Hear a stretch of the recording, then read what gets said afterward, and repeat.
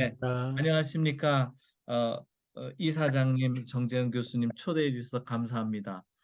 저는 뭐 인공지능 반도체를 주로 연구하고 있는데요.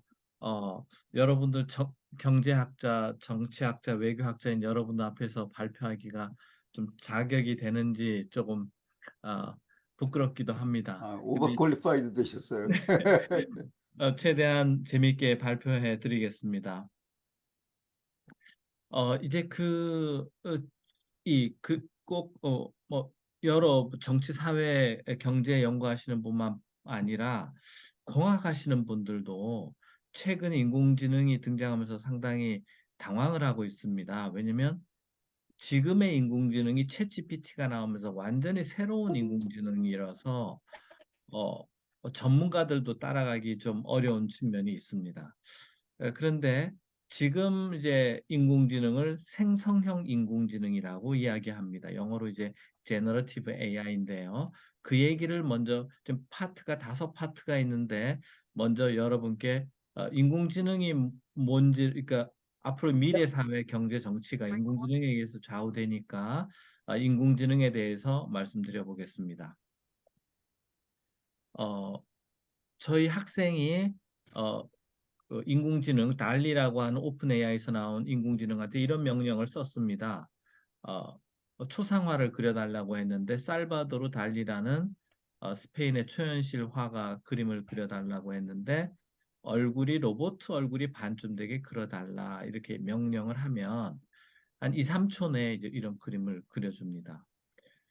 그런데 인간도 이거만큼 그릴 수 있죠. 그런데 사람이 이 정도 그리려면 어, 대치동이나 홍대 앞 학원에 한 5, 6년 중고등학교 동안 다녀야 그릴 수 있고, 그린다 하더라도 뭐 하루 종일 걸리지 않겠나.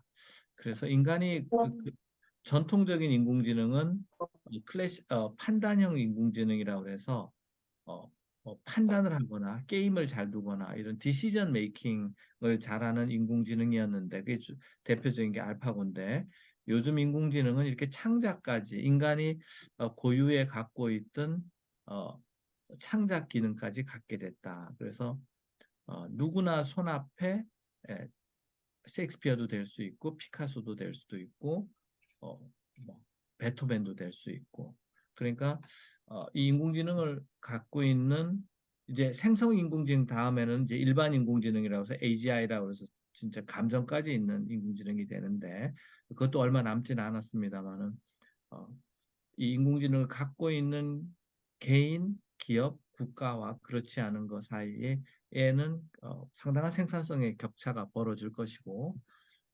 그거를 간파한 미국이 중국을 강력하게 견제하고 있다. 이렇게 보시면 됩니다. 근데 그 견제하는 방법이 핵심적으로 반도체 통제가 되겠습니다.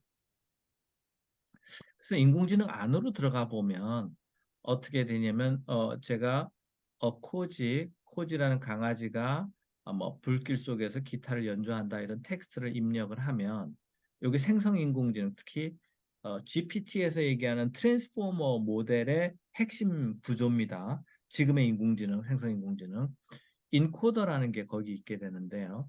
인코더는 다르게 얘기하면 해석기가 되겠습니다.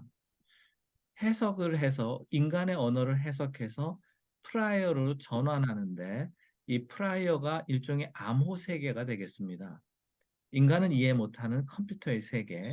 거기서 어떤 조작을 가하면 다시 인간이 이해하는 세계로 돌아오는데 이때 생성기인 디코더가 있게 됩니다. 이런 구조를 갖고 있는데요.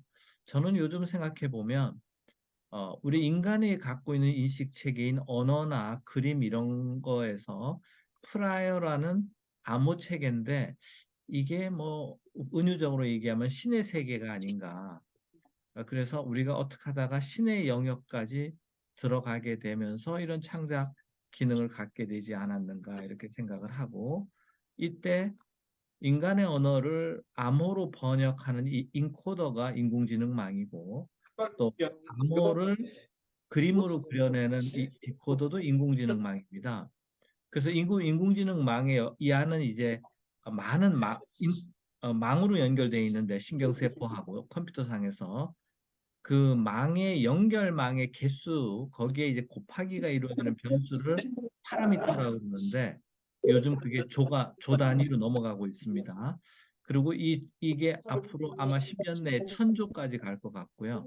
그러면 이 사람들이 영화도 만들고 인간처럼 이제 되는데 그렇게 많은 양의 그 변수를 계산하려다 보니까 행렬 계산인데 인공지능 컴퓨터가 필요하게 되고 거기에 중요한 파트가 반도체가 GPU하고 메모리가 되겠습니다. 그래서 엔비디아 주가가 오르는 이유가 있고 엔비디아 칩을 중국에 수출 못하게 통제하는 이유가 바로 여기에 있습니다.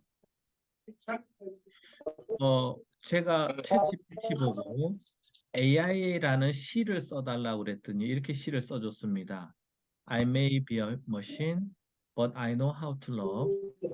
I may not have an heart, but I can feel your love. 이 어떻게 리듬과 대꾸가 맞죠? I may not be a human, but I know how to care and share. I may be artificial, but I'm real. 이런데 이거를 또 음악을 만들어 달라고 했더니 인공지능이 이렇게 음악을 작곡해 줬습니다. 한번 들어보시죠.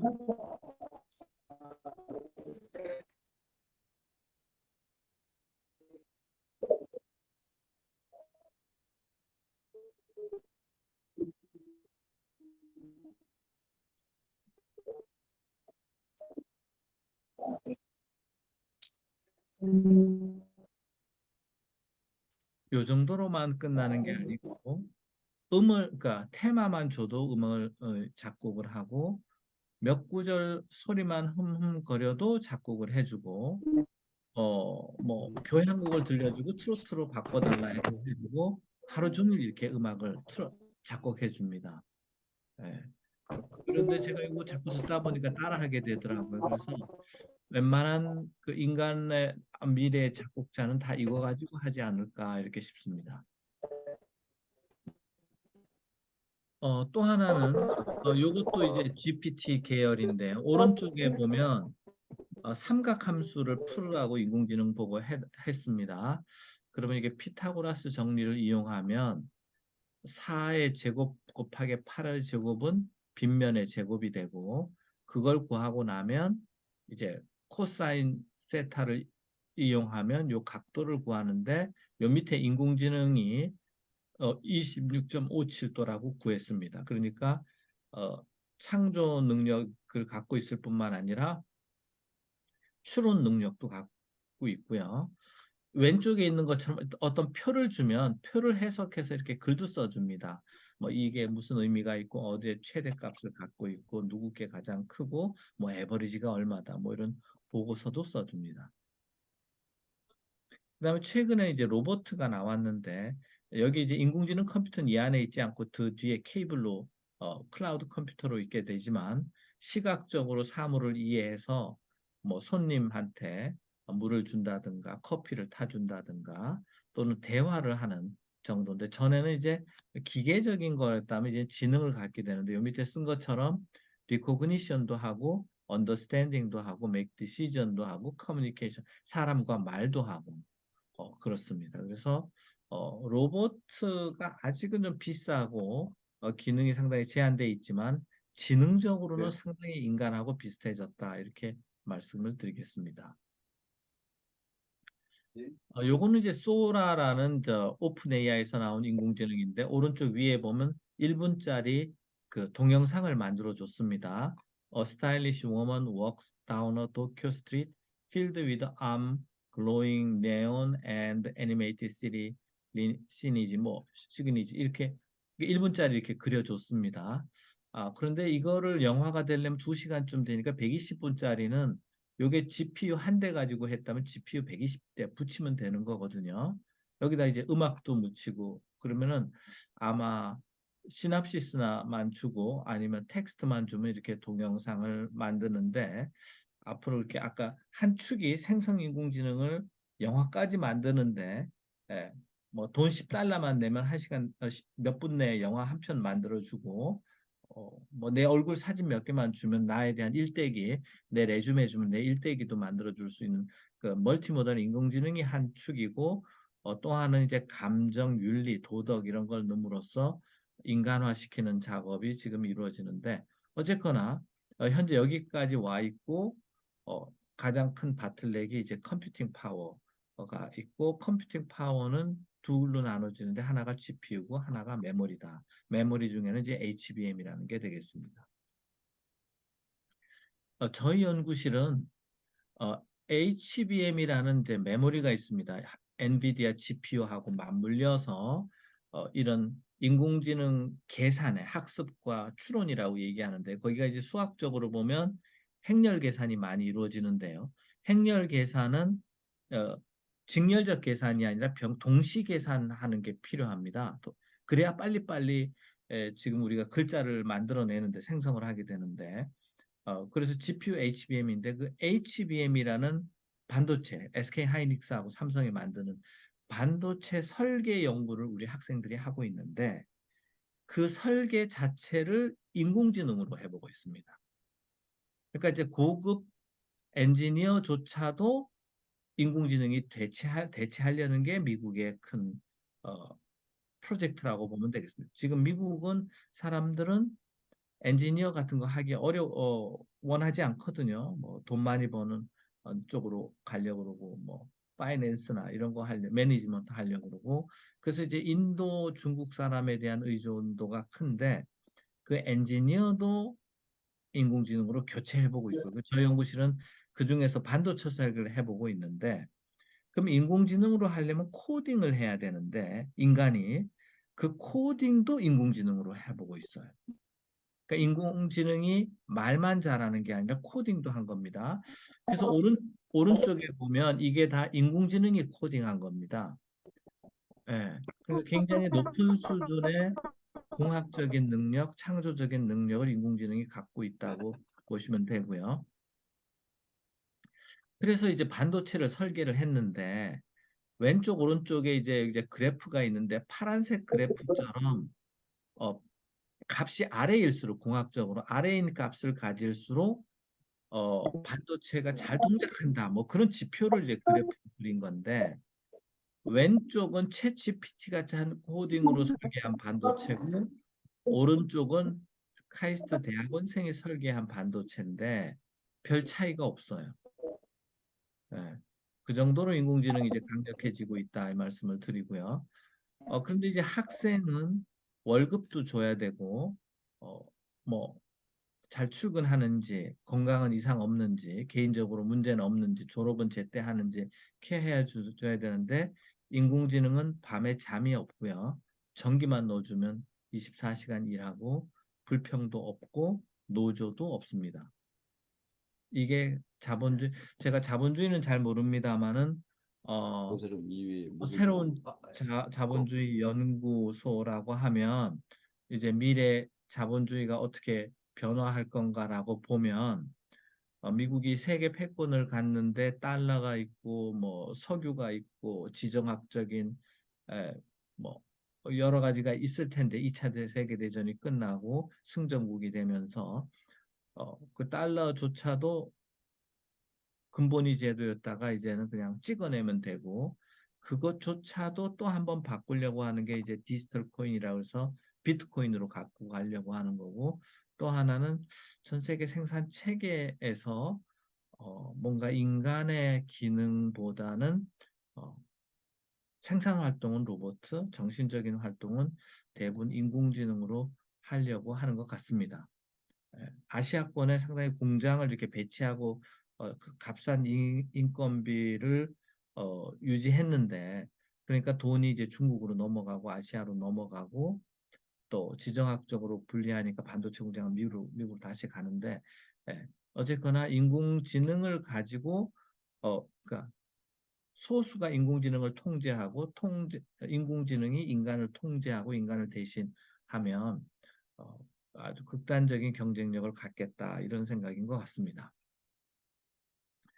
근데 거기만 끝나는 게 아니라 여기 그 젠슨 황이라고 엔비디아는 왜 주가가 지금 오르고 있냐면 그 인공지능을 하는데 원래 데이터가 필요하고 인공지능 모델이 필요하고 컴퓨터가 필요한데 결과적으로 컴퓨터가 결국 모든 걸 다 하더라고요.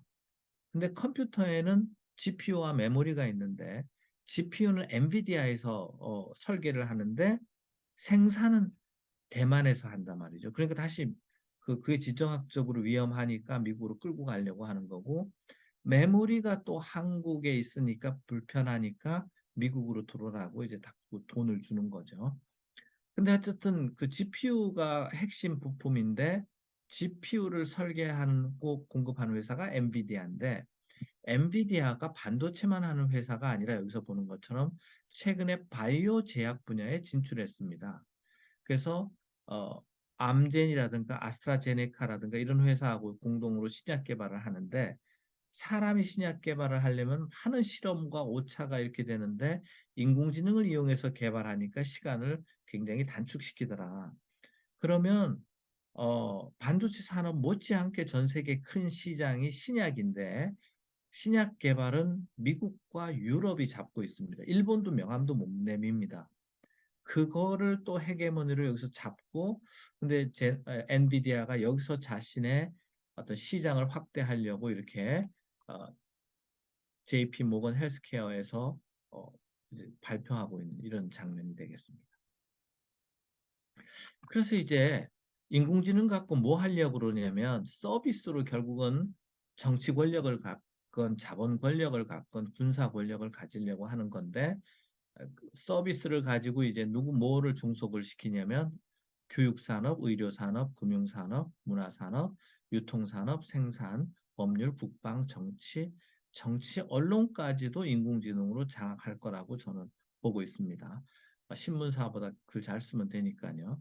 이거가 이제 전면에 드러나는 거를 조금 감추기 위해서 기업이 이제 앞장서는데요. 거기 앞장서는 회사들이 마이크로소프트, 오픈 AI, 아마존, 구글, 애플, 테슬라, 한국엔 네이버, 카카오 이런 회사가 있고, 근데 이런 회사들이 경쟁력 갖는 원천은 인공지능이다 이 말씀을 드리고, 이 인공지능을 가능하는 게 반도체다. 그래서 패권 전쟁은 사실은 자본과 권력 정치에 있는데 겉으로 나는 것은 반도체 전쟁으로 일어나고 있습니다.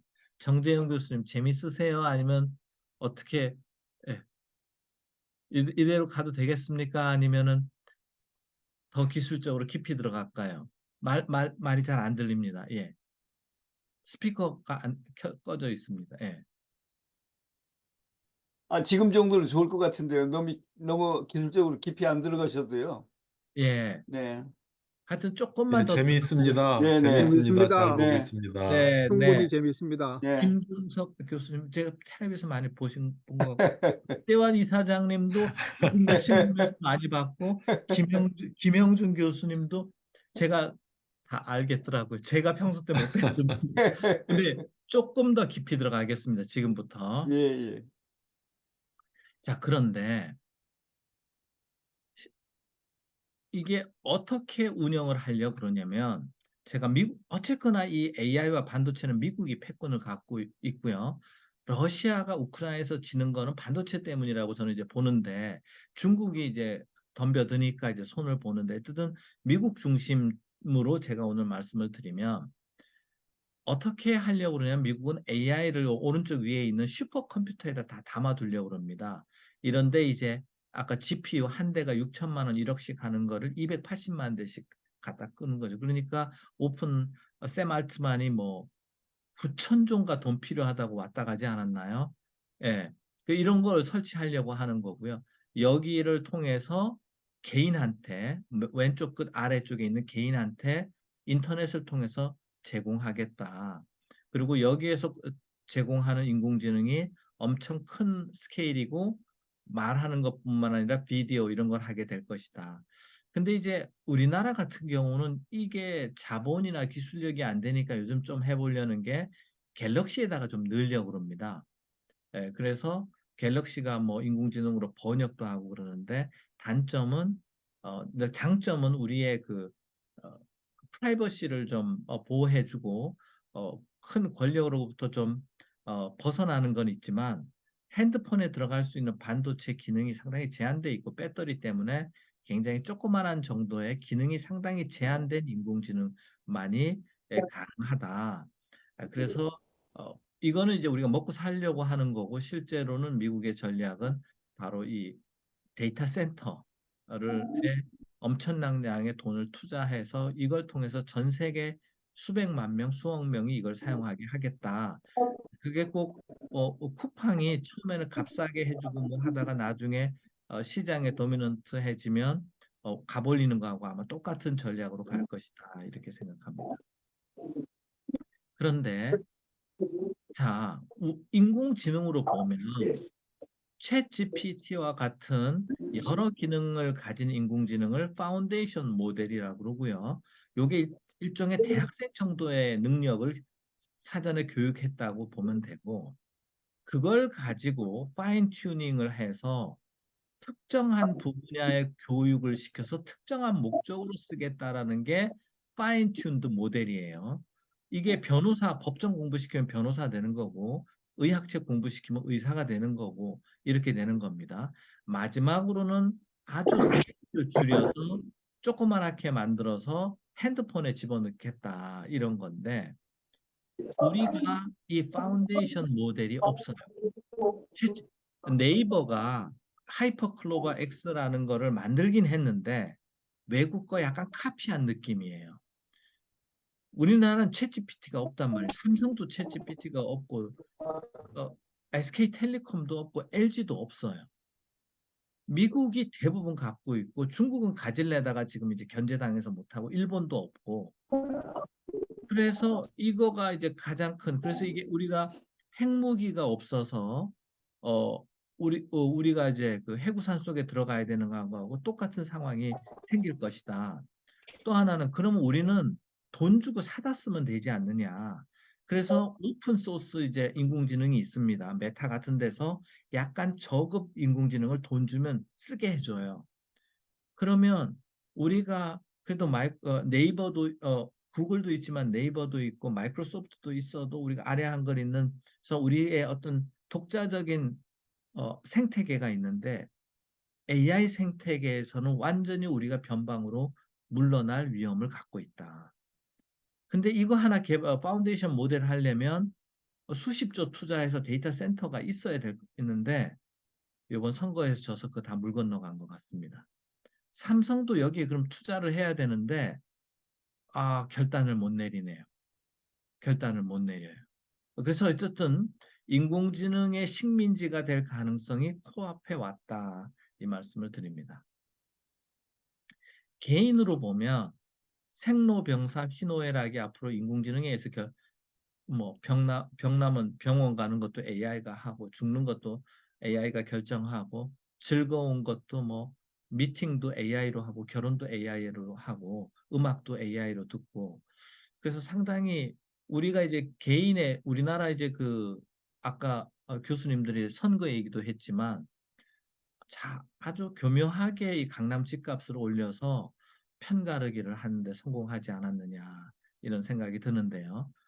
그러니까 절대적으로 좌파가 유리하게 판이 구성되어 있는 거 아니냐. 저는 그 아파트 값 때문에 그렇다고 생각을 하는데 젊은 사람들이 아파트 마련할 수가 없어요. 근데 미래에는 인공지능을 자기가 안 쓰면 직업을 갖기 어렵기 때문에 아, 앞으로 이제 결혼하려면 인공지능 몇 대 갖고 있느냐. 그 한 대가 6천만 원 하는데 아니면 자가냐 전세냐 월세냐 인공지능 컴퓨터.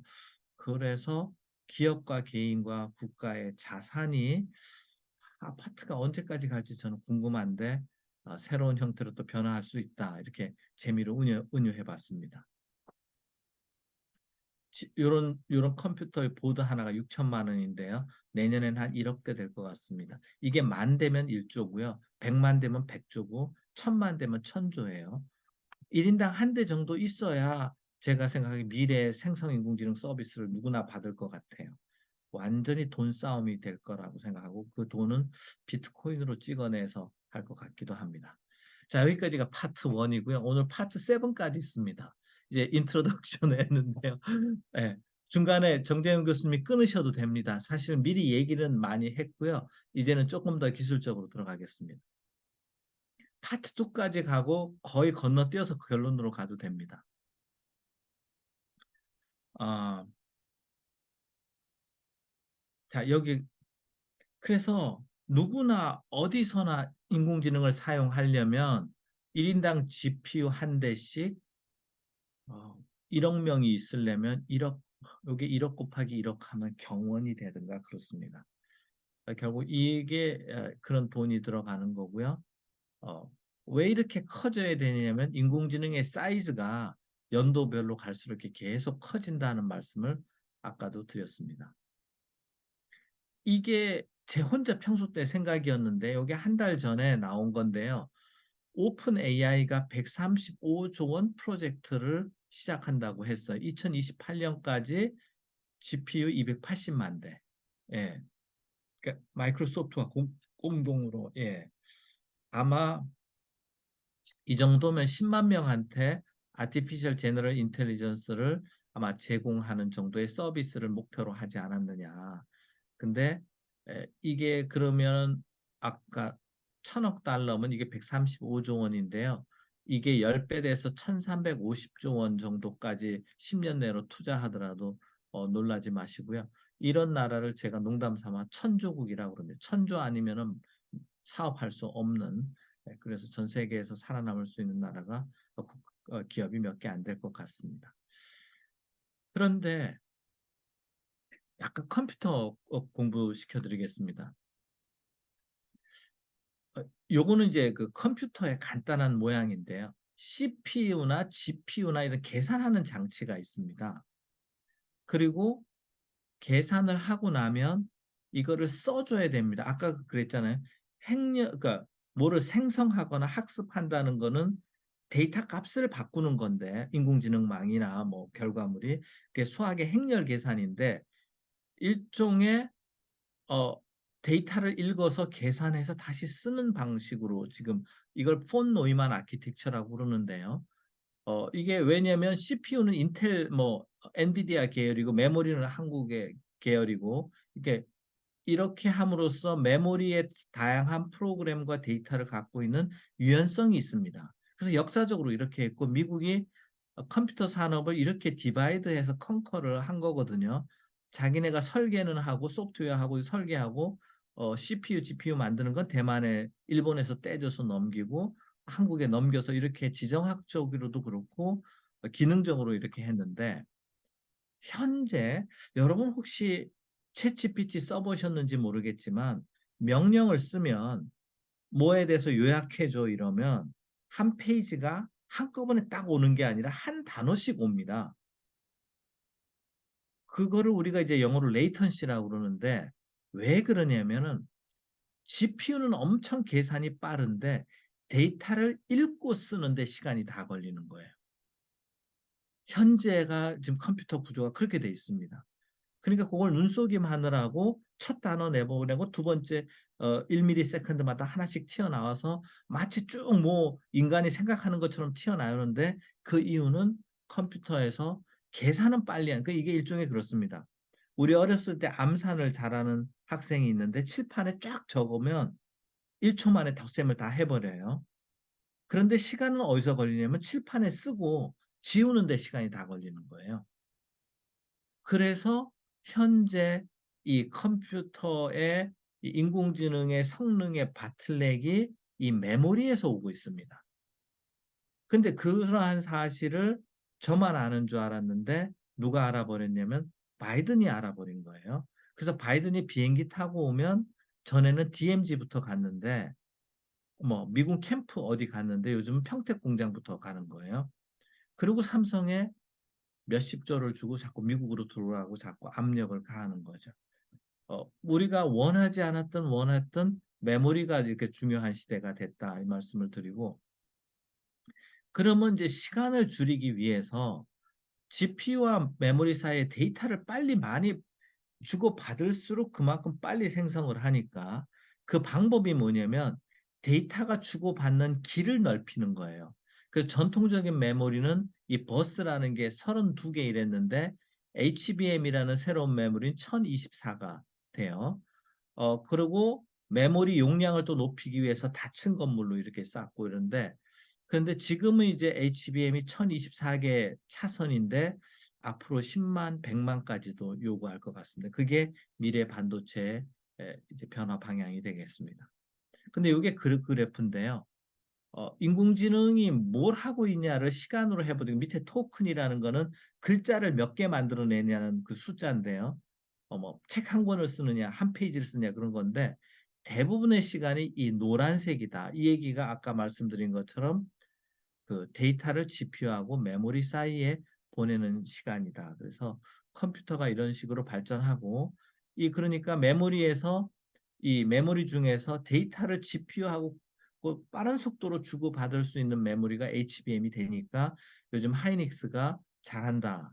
그런 얘기를 듣고 특정한 이런 분야에서는 삼성보다 잘한다. 그래서 삼성이 좀 위기를 의식을 느껴야 된다는 여론이 있습니다.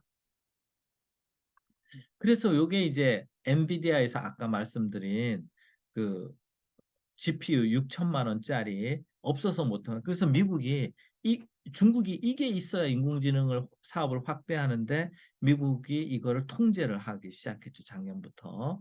한국에도 잘 안 줘요. 내가 보기엔. 꼭 핵무기나 전략무기 F-16, F-35 몇 대 넣어줄까? 이란에 줄까? 이스라엘에 줄까? 한국에 줄까? 터키에 줄까? 일본의 주가하고 게임이 똑같이 진행되는 것 같아요. 아니면 우라늄을 몇 그램을 어디에 통제를 할까, 어디를 줄까. 그러니까 미국이 세계를 평화롭게 유지하면서 경제적인, 정치적인, 군사적인 패권을 자본주의적인. 에, 근데 이제 긍정적으로 보면 자본주의 생산성이 미국 입장에서는 이게 극대화되는 거다. 예. 그리고 인간의 할 일을 다 컴퓨터와 로봇가 하게 되니까 인간은 그냥 어, 값싼 노동력 그러니까는 어, 쿠팡으로 치면 배달의 민족 배달 오토바이 타는 일 90% 미래 직업은 그렇게 될 가능성이 있습니다. 자, 근데 건물 그 구조로 들어가 보면 이게 단면인데요. 주상복합 건물하고 비슷합니다. 여기 GPU가 백화점이라고 치면 아까 HBM이라고 하는 게 요게 이제 아파트고요. 밑으로 이제 지하로 비 안 맞게 이렇게 연결이 되고 이렇습니다. 근데 아까 말씀드린 것처럼 그 인공지능이 학습해야 되는 파라미터가 막 앞으로 1000조씩까지 가니까 이게 지금은 뭐 10층 건물인데 100층 건물로도 돼야 될 것 같고 이럴 때 GPU하고 메모리하고 데이터를 잘 주고받으려면 엘리베이터가 고속 엘리베이터가 돼야 돼요. 속도가 빨라야 되는 거죠. 빛의 속도로 어떻게 이렇게 전달하느냐 또 지하에 어떻게 도로망을 설치해서 GPU와 HBM 사이에 연결망을 하냐 이게 기술적으로 상당히 이제 고난이도 기술이 되고 이게 현재 벌어지고 있는 어, 인, 어, 엔비디아와 SK 하이닉스, 삼성의 그 협력 체계고 여기 인텔과 AMD가 도전하고 있습니다. 그래서 얼마 전에 한 일주일 전에 엔비디아에서 젠슨 황이 새로운 또 블랙웰이라는 인공지능 반도체를 그 소개를 했는데요. 이 블랙웰은 미국의 수학자입니다. 그러니까 제가 무슨 생각이 드냐면 젠슨 황은 인공지능의 가장 핵심 이론이 수학에 기초하는 거구나. 그 본질을 아는 것 같습니다. 요게 그 사진인데 요게 저는 1억이 넘을 것 같습니다. 여기 이제 CPU가 있는데 CPU는 전통적으로 인텔이 만들었어요.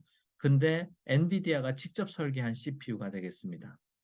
그리고 여기에 이제 중간에 GPU가 하나, 둘, 셋, 넷 들어가고 HBM이 하나, 둘, 셋, 넷, 다섯, 여섯, 일곱, 여덟, 하나, 둘, 셋, 넷, 다섯, 여섯, 일곱, 여덟. 요런 게 하나 보드가 되는데 요게 256개가 샤시 하나에 연결되면 그게 하나의 슈퍼컴퓨터가 되고요. 그게 한 256개가 또 장충 체육관만 한 데다가 들어가게 되면 그게 이제 기본적인 유닛 단위의 생성 인공지능이 되는데 슈퍼컴퓨터가 되는데 우리나라에 요거보다 아래 등급 1000대 정도밖에 없어요. 미국은 아까 280만 대까지 지금 만든다고 이러고 있잖아요. 그래서 왜 없을까 제가 생각해 봤는데 돈이 없어서가 아니라 안 줘요. 네. 자, 이런 일도 있었습니다. 요게 사진이고요. 예.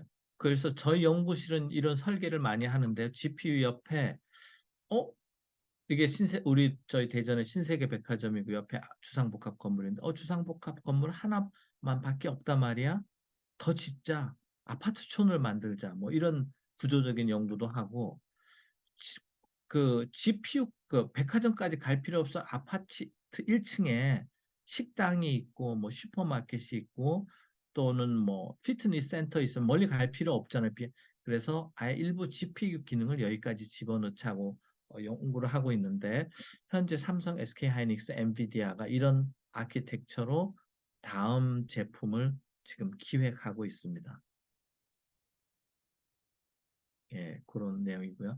근데 이제 기술적으로 또 어려운 게 뭐냐면, 아까 요런 하나가 한 1kW의 전기를 써요. 그러면 256대면 256kW. 그게 또 256개 되면 기가와트 정도의 전력. 제가 아마 그러면 데이터 센터 옆에 원자력 발전소 세워야 되지 않나 싶어요. 제가 정밀하게 계산은 안 해봤는데. 이제 그래서 인공지능으로 미국이 세계를 제패하는데 어려운 점은 뭐냐면 너무 비용이 많이 들어간다. 반도체가 너무 아시아에 위치해 있다. 그러니까 다시 미국으로 갖고 오는데, 또 하나는 전기가 너무 필요해서 아마 핵발전소들을 많이 설치해야 되겠다. 이것도 우리한테 좀 불리한 입장이 되겠습니다. 근데 전기를 쓰면 아까 그 모듈이 손바닥만 하거든요. 그 손바닥만 한 데서 1kW니까 완전히 그냥 냉각을 안 시키면 이게 일종의 집에 가전 라면 끓이는 5분 정도의 전력이거든요. 그러니까 냉각을 시켜야 돼요. 그래서 냉각수 오염 문제와 그래서 우리가 뭐 GPT 한 번 쓸 때마다 뭐 물 한 컵씩 물을 소모한다 이런 얘기도 있습니다. 자, 여기까지 질문 드렸고요. 자, 여기 파트 3까지 한 10분 정도 더 하겠습니다. 그래서 이제 엔비디아가 너무 독점하고 있단 말이죠. 그래서 이게 256대 돼갖고 그 엔비디아를 제 생각에 한 3년 동안은 시장 독점을 누구도 못 깰 것 같아요. 근데 엔비디아 주가가 여름보다 한 2배나 올라가긴 했습니다만은 어, 주식은 투자하지 마시고요. 그런데 어, 하여튼 엔비디아에 그를 대적하는 데가 없다. 그러면 여기 보면 시장 점유율이 아마 데이터 센터 시장 점유율 제가 어디서 갖고 왔는데 거의 94%가 엔비디아, AMD, 인텔 이렇게 돼 있습니다. 제 생각에 앞으로 3년까지는 70% 이상을 유지하자. 그 다음에는 또 세상 어떻게 될지 모르겠는데, 예. 엔비디아가 이렇게 잘하는 거는 아까 GPU도 있고 아까 보여드린 것도 있지만 소프트웨어가 강합니다. 그러니까 보통 개발자들이 자기가 익숙한 소프트웨어로 이제 인공지능 코딩을 하고 인공지능을 짜는데 엔비디아 GPU에서 동작하는 소프트웨어가 잘 돼 있어요. 그리고 지금까지 그걸로 다 개발해 왔기 때문에 사람들이 시간과의 싸움에서 리스크를 안으려고 하지 않기 때문에 엔비디아의 점유율은 당분간 지속될 것 같습니다. 그것 때문에 지금 엔비디아의 주가가 지난 2020년을 기준으로 보면 한 뭐 10배도 오른 것 같습니다. 살짝 여기서 멈춘데요. 더 올라갈지는 조금 더 두고, 그 미국에서 자본이 계속 여기에 투입이 되느냐, 오픈 AI 같은데 280조가 투자되느냐 이런 거에도 달려 있을 것 같습니다.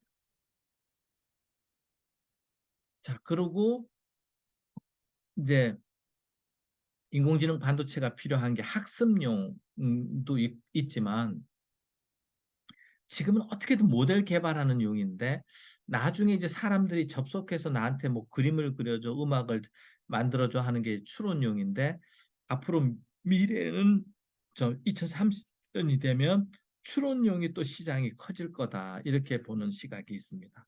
그러니까 엔비디아는 학습용, 추론용을 다 장악하려고 하는데 경쟁사들은 일단 학습용은 못 쫓아가니까 추론용에 쫓아가려고 합니다. 그 중에 회사가 하나가 인텔입니다. 인텔이 가우디라는 제품을 일주일 전에 발표를 했어요.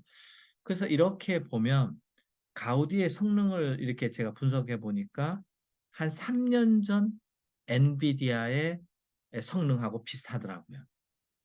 그런데 그럼 속도 싸움으로 막 자본 투자해야 되는 데는 인텔이 들어갈 수가 없죠, 시장에.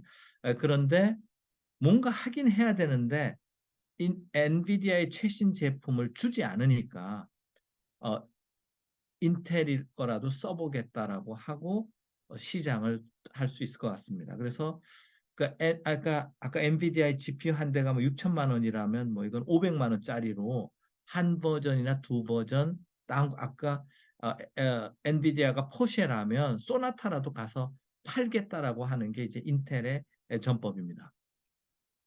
근데 왜 이렇게 인텔이 또 공격적으로 나오냐면 인텔이 이제 주가가 떨어지는 것도 있고 미국 정부가 밀어주고 있습니다. 미국 정부가 인텔이 파운드리 짓는데 아마 삼성의 두세 배 현금을 지원하는 것 같고 마이크로소프트도 이제 눈치를 보고 앞으로 TSMC에 맡길 물량을 인텔에 맡기겠다 이렇게 어나운스를 했는데 하여튼 인텔 근데 인텔의 약점은 또 뭐냐 소프트웨어가 약해요. 인텔은 PC 시대에 살은 회사라 가지고 AI 쪽 그 아까 제가 얘기하는 그 소프트웨어가 있어야 프로그램을 짜거든요. 거기에 약하다는 장점, 단점. 그래서 인텔의 주가가 많이 오르지 않고 여기 멈춰져 있습니다. 이게 새롭게 발표한 최근에 인텔 가우디 2인데요. 여기에도 HBM이 들어가고 프로세서가 있고 또 칩 안에 메모리가 있습니다. 이건 너무 전문적이라 지나도록 하겠습니다. 그래서 인텔이 얘기하는 게 엔비디아 최신 모델이 아니라 전전 모델에 비해서 생성하는 시간이 50% 줄고 또 추론 능력도 50% 빠르다. 학습 능력, 추론 능력 다 생성 능력 다 빠르다. 이렇게 지금 하고 있는데 어쨌거나 시장을 뚫어야 되는 게 있고 소프트웨어를 개발해야 되는 게 있습니다. 그래서 아마 최근에 지난주에 여러분들이 인터넷 신문에서 보신지 모르지만 인텔이 네이버하고 협력하기로 사인을 했습니다. 그 이유가 네이버 입장에서는 엔비디아가 GPU를 안 주니까 사업을 확대하고 싶어도 못 하니까 인텔하고 아예 손잡아서 하겠다라고 하고 발표를 하고 또 그 인텔이 인공지능 개발자를 위한 소프트웨어를 네이버와 카이스트하고 공동 개발하겠다고 이렇게 했고 그래서 인텔 CEO 팩 겔싱거가 6월 5일 날 한국에 와서 공동 무슨 행사도 할 예정입니다. 그래서 어떻게 보면 적의 적은 적이라고 네이버 입장에서 한국 입장에서 보면 엔비디아가 협력도 하지만 그 메모리를 팔아야 되니까 데이터 GPU 전체 데이터 센터용 컴퓨터는 우리한테 안 판단 말이죠. 그러니까 우리는 또 하나가 네이버의 엔비디아의 경쟁자인 인텔하고 손잡아서 값싸게 공급받겠다. 그래서 새로운 생태계를 만드는 전략을 이렇게 가고 있습니다. 예, 그런 내용이고요. 그러면 또 하나가 그래서 재미있는 거는 네이버의 주가가 안 올라요. 이런 걸 발표해도 그 일반 시민들은 네이버를 안 믿는 것 같아요. 또 하나는 삼성도 AI 반도체를 개발해야 되는데 AI에 대한 실력이 없고 또 GPU 같은 걸 설계해 본 적이 없는 거예요. 그래서 마하라는 새로운 인공지능을 겨울에 나오기로 했는데 네이버하고 또 손잡았습니다. 왜 네이버하고 손잡았냐면 삼성이 인공지능 반도체를 만든다 하더라도 갖다 쓸 기업이 없는 거예요. 그러니까 일단 국내 기업부터 가서 써달라고 하고 그게 이제 네이버가 하이퍼클로바 X라는 인공지능 서비스를 하니까 거기하고 손을 잡은 겁니다. 그 다음에 좀 네이버는 엔비디아 GPU를 쓰면서 경험을 많이 쌓은 거예요. 그래서 그 경험을 삼성이 사는 거죠. 그렇게 해서 의외로 요즘은 엔비디아가 중심이 돼서 인텔 카이스트하고도 협력하고 또 삼성하고도 협력하는 이런 구도가 되고 있습니다. 자, 네이버가 우리나라에서 인공지능 데이터 센터로는 가장 큰데 현재 세종시에 있습니다. 근데 한 2,000대밖에 안 된대요. 20만 대, 200만 대가 돼야 되는데. 그래서 네이버도 뭐 자본적인 문제도 있고 경영적인 문제도 있지만 어, 어, 근데 삼성은 이거보다 더 작거든요. 그래서 우리가 인공지능 시대에 전혀 우리가 대비가 돼 있지 않다. 유일한 거는 우리가 반도체를 생산하니까 레버리지로 서로 딜하거나 주거니 받거나 할 수는 있는 유일한 거는 있는데 어, 인공지능 입장에서 상당히 위험한 상황이다. 이 말씀을 드리겠습니다. 자, 그래서 자, 다시 말씀을 드리면 세계의 패권이 결국 대륙 세력과 해양 세력으로 나눠지는데요. 저는 그렇다고 봅니다. 임진왜란부터. 해양 세력은 미국과 영국 주도로 이렇게 되고 일본이 참여하는데 이 에치슨 라인이 어떤 경계선인데 이 라인이 미군 철수나 이런 걸 무너지면 전쟁이 일어나고 이렇게 했던 건데 현재는 이걸 지켜주는 라인이 평택에 있는 삼성 공장 라인, 이천에 있는 하이닉스 공장, 그 다음에 대만의 TSMC가 이거를 라인을 긋고 있는데 자꾸 일본이 구마모토에 공장을 지어요. 이 라인을 뒤로 빼려고 그러는 것 같습니다. 일본 사람들은 이런 걸 또 노리고 있는 거 아닌가? 경우에 따라서는 미국은 이 라인조차도 어, 미국 텍사스나 아리조나로 다 옮기려고 하는 거 아닌가. 그래서 적국 뭐 우방도 없고 적국도 없는 막 그런데 하여튼 제가 보기에 확실하게 이런 방향으로 가고 있습니다. 그래서 세계 질서가 70년대 키신저가 뭐 모택동 만나면서 여러 가지 러시아를 견제하기 위해서든 어떻든 이런 현상이 있었고 그 영향으로 베트남, 우리나라 미군 철수 모든 그 디자인이 됐는데 그 키신저가 얼마 전에 아마 몇 개월, 6개월 전에 돌아가셨는데 가기 전까지 공부한 책이 AI라고 그러더라고요. 헨리 키신저하고 에릭 슈미트하고 다니엘 허튼 로커가 책도 같이 썼거든요. 거의 100세 시대에. 이분이 유태인인데 완전히 그런 쪽에 발달돼 있는 것 같아요. 세계 어, 패권을 어떻게 하느냐. 그런 면에서 이분과 미국 워싱턴에 있는 사람들, 월스트리트에 있는 사람들이 안보실 사람들이 다 공동으로 이거에 동의한 것 같다고 생각하고 러시아가 망가지는 건 저는 반도체가 실리콘밸리가 없어서 그렇다고 생각하고 중국은 그럼 어떻게 해야 되냐? 시간 매복 위장 기만 인해 전술인데 결국은 반도체 원천 기술이 없어서 GPU 생산과 설계 기술이 없어서 미국의 봉쇄에 당분간 인공지능에 대해서는 10년 이상 뒤처질 것이다 이렇게 보고요. 그 틈에 일본 수상은 삼성전자 경기원 사장을 포함해서 외국 여기 인텔 사장 이런 사람 불러갖고 인도 뭐 이런 사람도 불러서 어, 일본에 좀 공장 지어줘 이렇게 밥도 사주고 이러고 있습니다. 제가 삼성 CEO라면 마이크론이나 마이크론 이런 데는 경쟁하고 적국의 적인 엔비디아의 적인 구글이나 시납시스나 캐나다 이런 데하고 협력하고 인도하고 좀 손을 뻗칠 것 같습니다. 중국하고는 우리가 손잡기 어렵고 대만하고 손잡기 어렵고 일본은 경쟁한다면 이렇게 우리도 전 세계에 우리가 지배해 본 적은 없지만 전 세계에 이런 어, 변화 속에서 우리의 위치를 가지려면 누가 적으로 할지, 누가를 우호로 끌어들일지, 누구와 또 협력할지, 위험 분산할지, 우리도 그런 작전이 지금 필요하다고 봅니다. 그래서 저는 결국 인공지능이 인간을 위한, 인간에 의한 인간의 인공지능이 돼야 된다는 생각이 들고, 하지만 하여튼 이런 속에서 인공지능 반도체가 국가 안보다 이런 말씀을 드립니다. 마지막으로 시 한 편 읽어드리면서 오늘 이건 인공지능이 쓴 시인데요. 계룡산의 봄에 대해서 썼습니다.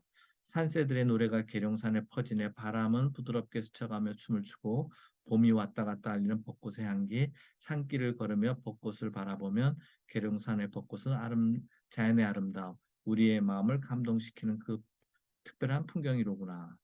그래서 컴퓨터지만 사람의 마음까지 읽는 것 같습니다. 이상 발표를 마치겠습니다. 감사합니다.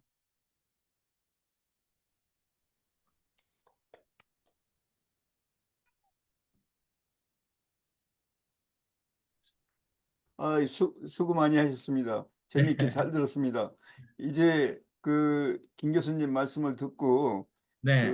질문들이 많이 있을 텐데 질문 있는 분은 표시를 해주시면은 그 순서대로 질문을 하게 하겠습니다. 질문 있으신 분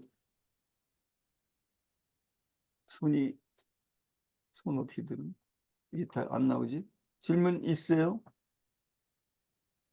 김영준 교수님 아무래도 질문 없으면 제가 하나 네. 할까요? 예, 선우 교수님.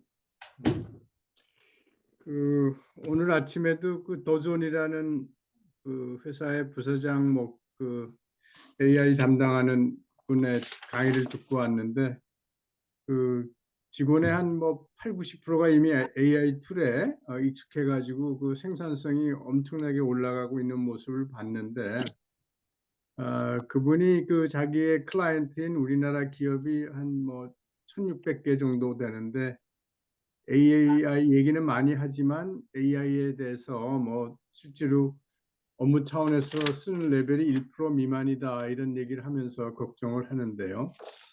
지금 이제 김 교수님 그 내용을 보면은 이제 이 엔비디아를 비롯해서 미국의 그 AI가 완전히 그 전 세계를 다른 국가를 압도하는 유럽까지를 포함해서 네.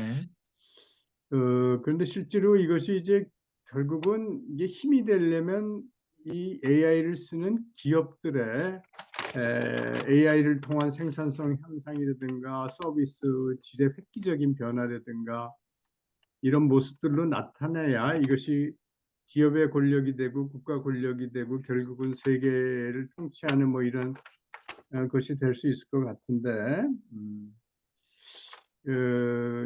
실제로 기업이 이런 AI를 써가지고 이런 경쟁이 이런 걸 안 쓰는 이런 거를 잘 못 쓰는 기업 대비해서 그 차이가 벌어지는 그 기간이 얼마나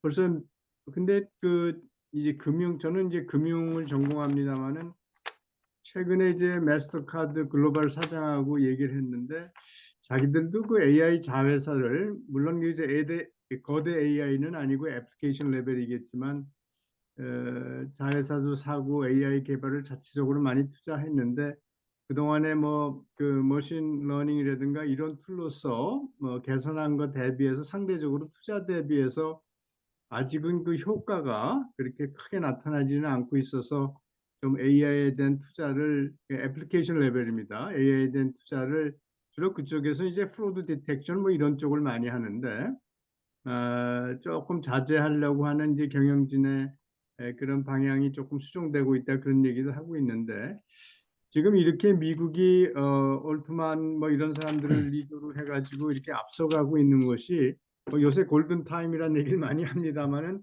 우리가 얼마나 시간이 있다고 일단 보세요. 적어도 우리가 세계 경제 12대국 정도까지 왔는데 이 정도를 유지하기 위해서 AI라는 점에서 봤을 때 우리가 어떤 방향으로 가야 되고 그것에서 떨어지지 않기 위해서는 지금은 주로 삼성이나 이런 AI를 서플라이하는 쪽에서만 말씀하셨는데 사용하는 쪽에서 이제 기업이나 민간의 효율성이 올라가서 결국은 국가의 하여튼 그 뭐라 그럴까 국가의 힘이 그렇게 지금 형태 정도라도 유지될 거기서 떨어지지 않으려면 얼마나 우리가 그 골든 타임을 가지고 열심히 해야만 되는 건지 일단 원래 큰 그림을 많이 말씀하셔서 네. 그냥 이게 구체적으로 말씀하시기엔 굉장히 어렵긴 하겠지만 전체적인 브랜드 뷰를 좀 보고 싶어서 여쭤봤습니다. 예. 그 교수님 질문에 제가 명확하게 전 좀 반도체로 막 이렇게 AI로 들어가면 이제 많은 말씀을 자신 있게 할 수는 있는데 이게 서비스로 가서 생산성 향상까지 얼마만큼 언제 있겠느냐 이런 질문이신데 제가 언뜻 어느 생각이 드냐면 제가 인터넷을 처음 사용한 거 그때 이제 그 넷스케이프라고 그랬는데 지금은 이제 크롬이 사용되지만 94년이었어요. 예, 예. 그 전은 찰리안 이런 걸 썼었어요. 음, 전화선을 이용해가지고. 그리고 2000년대 되면서 그 2000년대 전까지 인터넷 쓸 때 케이블을 이렇게 다 꽂았는데 요즘은 다 무선으로 쓰잖아요. 네, 인터넷을 네. 핸드폰에 쓰고. 음, 그래서 그 30년이 지났는데 지금 인터넷의 효용성 갖고 얘기하는 사람은 없잖아요. 네, 네, 네. 인터넷 없이는 밥도 못 먹고 뭐 아무것도 못 하잖아요. 기차 예약도 안 되고 그죠? 그렇죠. 예. 인터넷 없이 우리가 지금 이거 강의도 지금 인터넷으로 하니까 다 앉아서 듣는 거잖아요. 그죠? 그렇죠. 그래서 예. 제가 조금 그 현장에서의 생산성 그것까지는 조금 더 한 3년에서 길게는 10년 있을 것 같아요. 그때는 이제 누구나 돈 내고 쓸 것 같은데 그때까지 이제 오픈 AI 같은 기업이 돈을 투자하고 생, 그때까지 유지할 수 있겠느냐 이런 이제 그래서 한번 어뭐그 데스밸리가 오느냐 이런 걱정은 하는데 저는 어 하여튼 이 AI 없이 일하기는 거의 불가능할 것이다. 뭐 모든 대부분의 일이 퍼스트 드래프트는 다 AI를 써주고 그럴 것이다 이렇게 보고 자동차 공장도 로보트가 그 사람이 거의 반도체 공장만 해도 사람 몇 명 안 들어가거든요. 자동화돼 가지고 그래서 저는 조금 시간이 얼마나 걸릴지 그거는 자신할 수는 없지만 생산성 향상 그리고 AI 도움 없이 살 수 있겠나 이런 거가 꼭 올 것 같습니다. 네. 지금이 early stage of 인터넷 정도로 저는 조금 보고 음, 있습니다. 네. 근데 적어도 한 10년 정도는 좀 시간을 가지고 우리가 정부나 기업도 전략적으로 잘 접근을 해야 되겠다. 그런 말씀으로 이해하면 되겠습니까?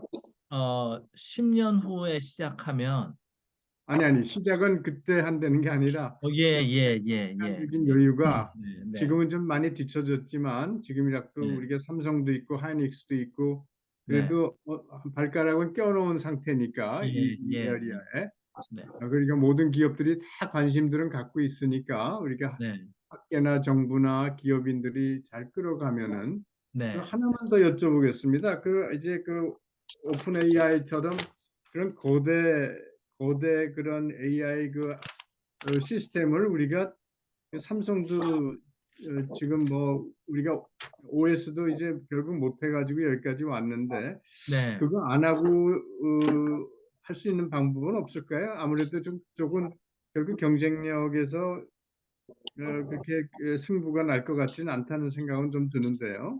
네. 근데 아까도 제가 말씀드렸습니다만 구글의 강력한 세계 지배력이 있지만 우리나라는 그래도 네이버가 살아남았잖아요. 카카오하고. 네네, 그렇죠. 예. 예, 그렇게 해야 될 것 같고요.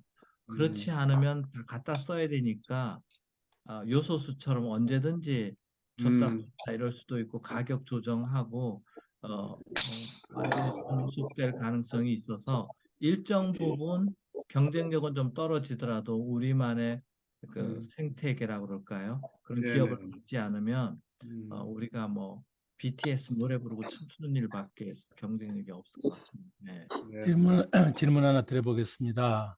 예, 그, 김세영 의원님. 예, 예.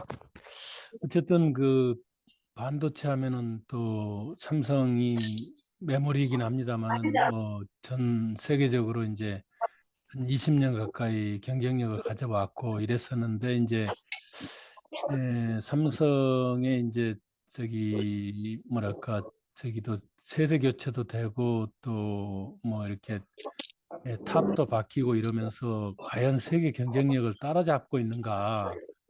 삼성전자다운 역할을 지금 계속하고 있는가? 그래서 이 매출액이나 순이익 이런 걸 보면 거의 10년째 제자리다 이런 얘기도 있고, 그리고 이제 파운드리 같은 경우도 TSMC가 개발하면 미국에서 다 쓰는데 삼성께 잘 안 팔린다 그런 얘기도 들리고, 아까 지적하셨습니다만은 AI도 이제 삼성이 개발했을 때 팔로가 있느냐 이런 말씀을 하시면서 또 한편으로는 뭐 메모리가 앞으로도 역할이 많다 이런 말씀도 하셨는데 이렇게 한간에서 삼성전자가 이 경쟁 AI 시대의 경쟁력을 유지하고 있느냐 이런 걱정들이 좀 많거든요. 그래서 이게 좋은 질문이 될지 모르겠습니다만은 좀 듣고 싶습니다. 네. 저는 이제 삼성하고도 한 30년째 일하고 있고 SK 하이닉스하고도 뭐 하루 건너서 양 팀하고 일하고 있는데요. 삼성이 이제 잘 발전해 왔죠. 그런데 이제 어, 잘했고 그런 속에는 어, 그 대만의 TSMC한테 파운드리 주고 삼성한테는 메모리 주고 약간 구도가 그렇게 잡혀져 있었고 그런데 삼성이 이제 성장이 조금 지체되고 있는 것 중에 하나는 삼성을 좀 견제하는 게 있습니다. 미국이. TSMC한테 자꾸 파운드리를 몰아주고 삼성한테는 잘 안 주거든요. 그게 하나 이제 외부적인 요소고 두 번째는 삼성이 이제 어, 메모리라는 부품으로 성장했는데 이게 일종의 제조업처럼 보고 권위주의적인 좀 문화가 내부에 있습니다. 어, 그 인력 관리도 그렇고 회사 운영도 그렇고. 근데 이제 진정한 1등이 되려면 어, 선도적 모델이 돼야 되는데 그 문화의 변혁, 조직 문화의 변혁 이게 조금 지체되고 있는 거 아닌가. 이대로 되면 더 성장하기 좀 어려울 것 같다. 그래서 총체적인 변화가 있어야 될 것 같고요. SK 하이닉스가 최근에 잘하는 친구는 거는 2등 기업이니까 뭐라도 기업이 있으면 공격적으로 많이 하거든요. 근데 삼성은 메모리 1등 하다 보니까 좀 안주를 하고 있는 AI와 같은 시대 변화의 급격한 변화에는 좀 대응하지 못하는 그런 면이 좀 있는 것 같습니다. 그래도 자존심 구기고 네이버나 이런 데하고 손잡는 거 보면 어, 옛날하고 조금 달라진 것 같기도 합니다. 예. 교수님, 제가 좀 세속적인 질문 좀 드리려고 예. 하는데요.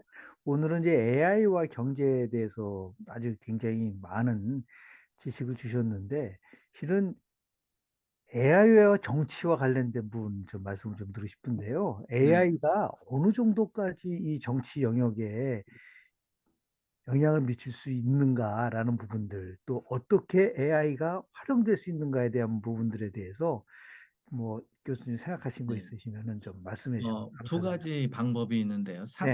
네, 하나는 제가 실험적으로 해봤는데요. 네네네. AI가 댓글도 달더라고요. 아, AI가, 예. 그 여론 형성에 댓글이 중요하거든요. 그렇죠, 그렇죠. 그래서 예. 제가 특정한 정당의 누구한테 공격적인 걸 달라고 아, 그랬더니 다 달더라고요.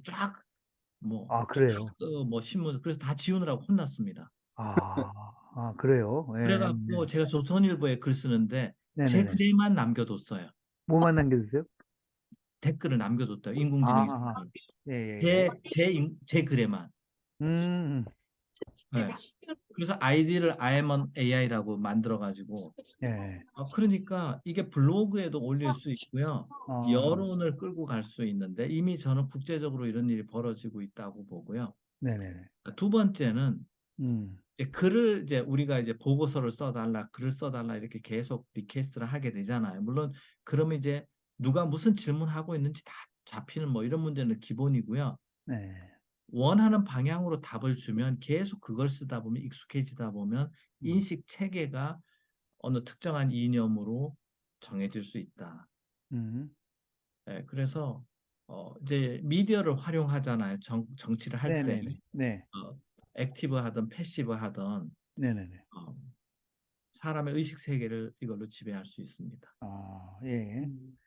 태도를 이번에 그 대통령 국무회의 발언할 때 좀 AI를 좀 활용해가지고 좀 써봐라 했었으면 훨씬 더 좋은 말이 나올 수 있었을 텐데.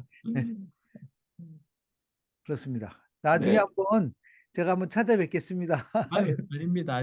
근데 제가 네, 이 반도체나 인공지능 기술적으로 깊이도 생각하고 말씀드리지만 네. 나머지 뭐 정치적인 경제적인 거는 제 그런 기본 그 기술적인 그 실력 하에서 상상력으로 그렇죠. 말씀드린 거고요. 그렇습니다. 예, 예, 예. 맞습니다. 네. 네네.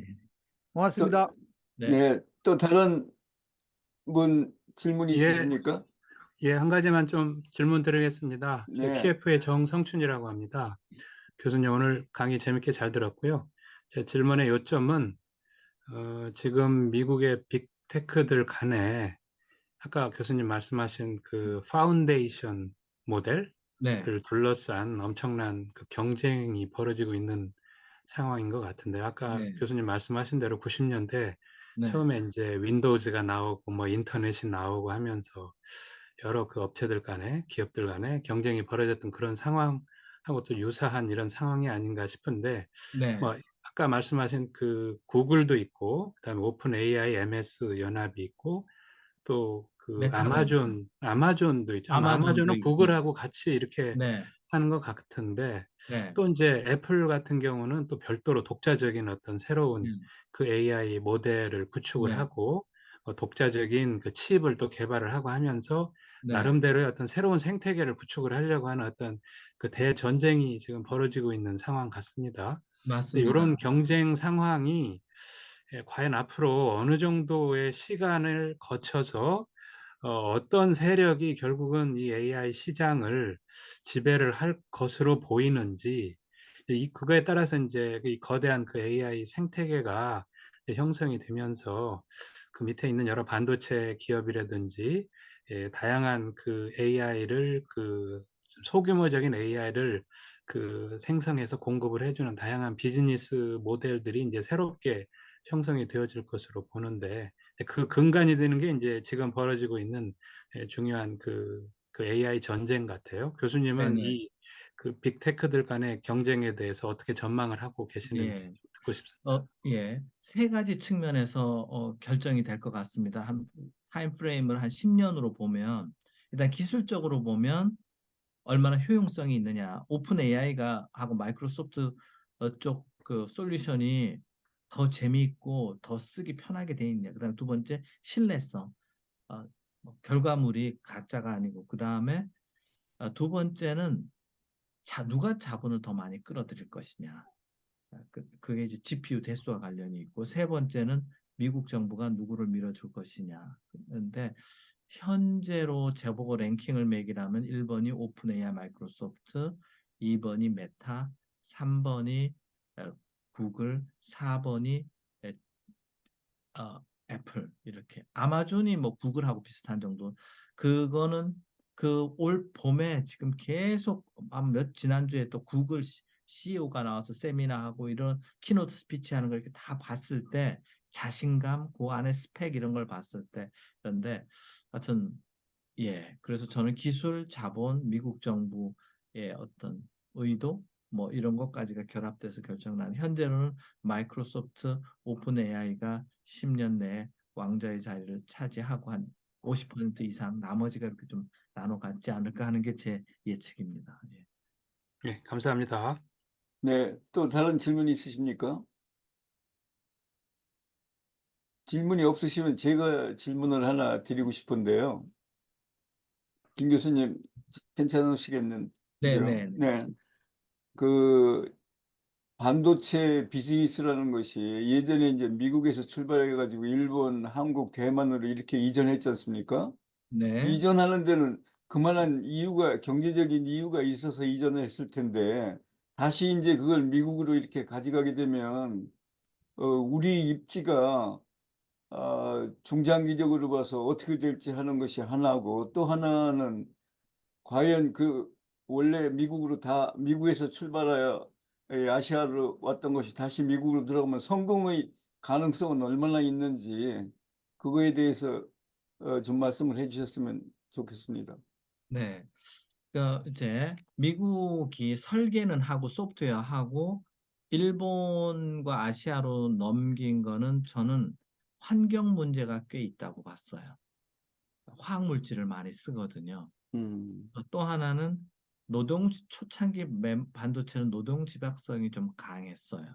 음, 그래서 성실한 아시아 지역이 맞다고 받는 것 같고, 근데 일본이 너무 잘하니까 일본 경제가 너무 크니까 견제를 하는 과정에서 어, 뭐 직접적이든 간접적이든 반도체를 내놔라 이랬던 것 같고 일본은 자동차 산업을 잡았지 않았냐 이런 생각이 들고 그래서 이제 한 곳에 안 몰고 대만과 한국을 이렇게 나눠줬는데 아까 말씀드린 것처럼 AI 시대가 되면서 이게 너무 중요해져 버리고 어, 중국과 너무 지정학적으로 가까우니까 미국으로 끌어가려고 하는 것 같아요.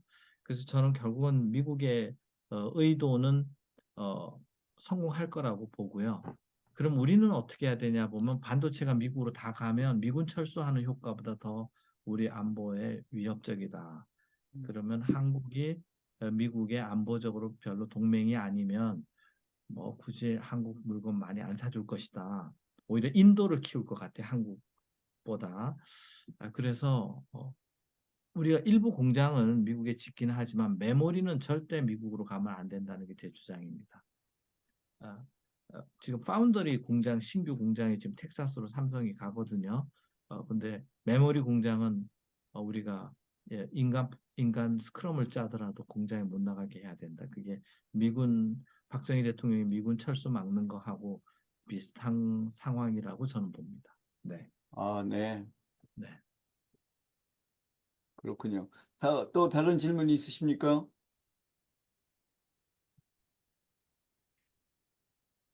그 다른 질문이 이 화면에는 김종석 교수님 무슨 질문 있으세요? 아, 저기 전현배 교수께서 대부분 국가들이 비용 때문에 파운데이션 모델을 가지기 어려울 것 같은데 막대한 비용이 드는 파운데이션 모델을 가지지 못하는 국가는 인공지능 경쟁에서 살아남기 어렵다고 생각해도 되나요?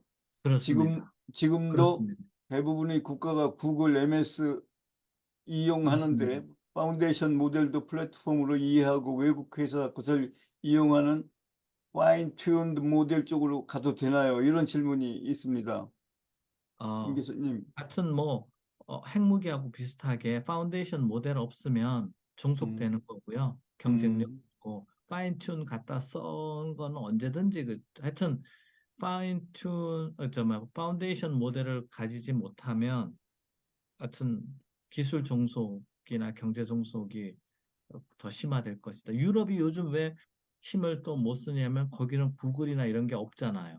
음, 그러니까 항상 환경 문제 들고 나오고 뭐 윤리 음. 문제 들고 나오고 그래서 견제를 하는데 똑같은 상황이 될 것 같습니다. 예.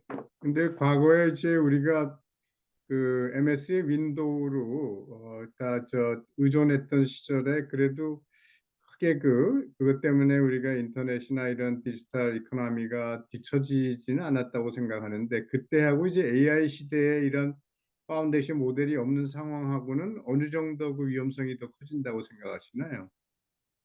어, 윈도우 PC 시대에는 미국이 윈도우하고 PC를 패권으로 보는 것 같지는 않아요. 음, 지나가서 봐도 그냥 비즈니스로 봤던 것 같아요. 전 음, 세계 사람들이 하나씩 쓰고 그럼 미국이 소프트웨어 많이 팔고 근데 지금은 마음먹은 것 같아요. 근데 양상은 비슷한데 속마음은 좀 차이가 있는 것 같습니다. 예. 음, 근데 윈도우는 카피 써서 쓸 수 있거든요. 음, 카피해가지고 어, 음. 불법 복제해서 쓰고 있는데 AI는 불법 복제하려면 데이터 복제가 센터로 가는 게 어렵다. 안 될 겁니다. 예. 음. 김 결국 교수님. 독점 체제가 되면은 굉장히 비용을 높게 차지하겠죠. 복제도 안 되고 얘가 제 하니까. 생각에 우리가 전화요금으로 한 달에 한 5만 원 내지 않나요? 전 국민이. 네네. 그다음에 의료병원비를 우리가 한 30만 원 정도 내지 않나요? 음, 그것 때문에 의사들이 요즘 저렇게 조금 비도덕적으로 그러는 것 같은데 의료보험비와 전화요금 사이 정도 되지 않을까 싶습니다. 예. 음, 우리가 비용으로 써야 되는 게. 음, 그런데 조금 더 과장으로 얘기하면 전세 우리가 만약에 젊은 사람이 결혼한다. 전세가 5억이 필요하다. 그럼 은행에 내야 될 이자가 1년에 몇 천만 원 되지 않을까요? 스케일로 음. 보면 거기 스케일부터 의료보험, 전화요금 그 어디에 결정이 될 것 같습니다. 예. 네. 김 교수님, 교수님. 아까 그 제가 질문 예. 드렸던 거에 답변하실 때 MS 오픈 AI가 아무래도 좀 네, 경쟁에서 좀 우위에 쓸 것 네, 같다라고 말씀을 주셨잖아요. 네, 미국 정부의 아까 지원 여부라든지 뭐 네, 효용성이나 신뢰성, 자금 동원력 뭐 이런 여러 가지 조건을 고려를 하셨는데 네, 그 구글의 경우는 예를 들어 지금 현재 안드로이드 폰 같은 경우는 상당히 좀 오픈한 된 상태로 돼 있고 네, 애플의 경우는 좀 클로즈드로 돼 있지 네, 않습니까?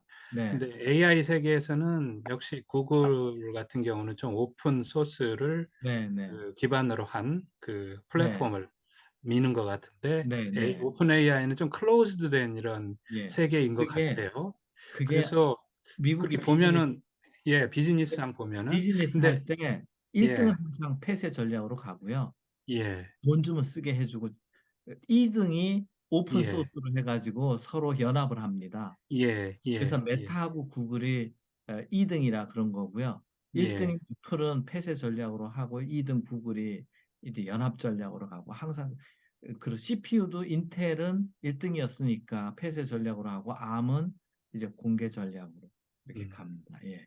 연합군을 해서 값싸게 이렇게 연합군을 이제 1등에 이제 견제를 하게 그렇게 되는 것 같습니다. 예. 예. 근데 제 질문의 요점은 이게 그걸 MS가 1등을 할 것 같다라고 하는 교수님의 판단의 어떤 근거랄까요? 그게 어떤 부분이 있는지 좀 예. 아까 몇 일단 가지 기준을 말씀을 하셨습니다만은 예. 뭐 개인적인 경험으로 보면 사용해 봤을 때 정확성, 신뢰성이 일단 오픈 AI가 가장 음, 높고 오픈 AI 마이크로소프트가 그 다음에 마이크로소프트가 자본을 다 밀어주고 있고 음, 또 마이크로소프트가 엔비디아 관계도 좋고 예, 마이크로소프트가 미국 정부 눈치를 보는지 뭐 인텔 파운드리를 쓰겠다 이러면서 전통적으로 마이크로소프트가 정부하고 대척점에 잘 안 있은 것 같아요. 음, 그런 경험으로 그렇게 생각했습니다. 예, 감사합니다. 김 교수님, 아까 제가 질문하는 중에 김 교수님께서 미군 철수만큼 위협적이다 이런 말씀을 하셨는데 네. 그 메모리를 사수할 수 있는 가장 좋은 방법이 있다고 그러면 몇 가지만 한번 예를 네. 좀 들어보시죠. 미국 입장에서 자기네 산업에 하는 것보다 한국에 있는 게 더 효용성이 있어야 되잖아요. 그러니까 그렇죠. 기술력이 미국에 이제 회사는 마이크론이라고 있습니다. 음, 거기보다 확실하게 그 기술력이 앞서 있어야 되고 서비스 딜리버리 좋아야 되고 그러면 삼성이나 하이닉스는 제일 필요한 게 뭐냐면 고급 인력이에요. 음, 자본은 어떻게 다 끌어다 쓸 수 있는데 근데 우리가 요즘 고급 이공계 인재도 줄고 출산율도 떨어지고 또 정치적으로 한국에 공장 두는 게 효용성이 없으면 떠날 수 있는데 어쨌거나 한국에 있는 게 경제적이든 뭐 기술 입장에서 인재 확보 측면에서 있는 게 유리하다는 게 우리도 인정하고 미국도 인정하면 굳이 그렇게 무리수를 안 두지 않을까 이렇게 생각합니다. 음. 아, 뭐 참 엄청나게 중요한 시기에 사는 것 같은데 네. 전략 개발을 잘해가지고 어떻게든지 반도체만이라도 확실하게 그 지위를 유지해야 될 텐데 걱정이 많네요. 예, 근데 그전 국민이 요즘 이런 거에 관심 없고 선거 충격도 있지만은 또 반도체 공약도 많이 냈지만 국회의원들이 그 중에서 뭐 하나도 지켜질런지 잘 모르겠습니다. 음. 예, 예, 아, 사실은 오늘 제 김 교수님한테 네. 희망적인 얘기를 들으려고 그랬는데, 그 말씀을 듣고 나니까 걱정이 많아지네요. 아니 그런데 희망과 이제 그 위험이 공존하는데 우리가 그래도 뭐 반도체도 있고 AI도 있고 네이버도 있고 뭐 그러니까 뭐 좀 고민해 볼 거리가 있잖아요. 그죠? 예. 예. 그 그, 영국의 어떤 조사 기관에서 네. AI를 국가적으로 순위를 매겼는데 한국이 6등이더라고요. 예. 그래서 야, 이거 뭐 좀 해볼 만한 거 아닌가 이랬는데 1등하고 차이가 너무 심하니까 네. 한 그게 100대 1 참 될 거예요. 100대 1 예, 될 거예요. 예. 예, 기가 차네요. 자, 네. 다른 질문 있으십니까? 죄송합니다. 하나만 네. 좀 더 교수님 네. 질문 드리겠습니다. 저희 원래 이제 일본을 좀 연구를 하다 보니까 최근에 이제 일본에서도 반도체 전략을 적극적으로 밀어서 아까 교수님 말씀하신 쿠마모토에 공장도 짓고 홋카이도에 뭐 라피다스도 짓고 하면서 일본 내에 반도체 제조 역량을 굉장히 최근 강화시키고 있지 않습니까? 그래서 네. 한국하고는 좀 경쟁 관계다 이런 관점에서 이렇게 말씀을 주셨는데 혹시 네. 우리나라의 반도체 산업이 일본하고 좀 협력을 할 수 있는 이런 분야라든지 여지를 만약에 고려를 해본다면 어떤 게 있을 것인지, 단지 그냥 경쟁 관계이기 때문에 그쪽하고는 별 협력할 여지가 없는 것인지, 이게 그쪽 전공을 하시는 분들 입장은 어떠신지 좀 예. 궁금합니다. 제가 오늘 관점은 인공지능 관점에서 또 인공지능 반도체 관점에서 이렇게 말씀을 드렸는데, 우리가 이제 메모리를 하건 인공지능 반도체랑 파운드리를 하거든 생산 장비와 소재는 대부분 미국과 일본인데, 특히 소재 일본에 대한 비중이 큽니다. 그래서 저는 파운드리나 메모리 사업에 들어오는 거를 경쟁자로 보는 거고, 소재나 부품 입장에서는 우리가 또 양손이 다 있는 거가 아닌가, 또 협력도 하고 또 그래야 되는 거 아닌가 이렇게 싶습니다. 예. 예, 감사합니다. 네, 또 다른 질문 있으십니까? 아까 김종석 교수님 뭐 말씀하시려다가 없습니까? 네. 신 교수 말씀하실 거 있어요? 전영섭 교수님은 뭐 질문 있어요? 예. 자, 그러면 지금까지 아주 좋은 말씀을 해주신 그 김정호 교수님께 감사의 말씀을 드리면서 오늘 그 말씀은 이 정도에서 마치는 걸로 하겠습니다. 고맙습니다. 감사합니다. 네. 고맙습니다. 잘 들었습니다. 네, 잘 들었습니다.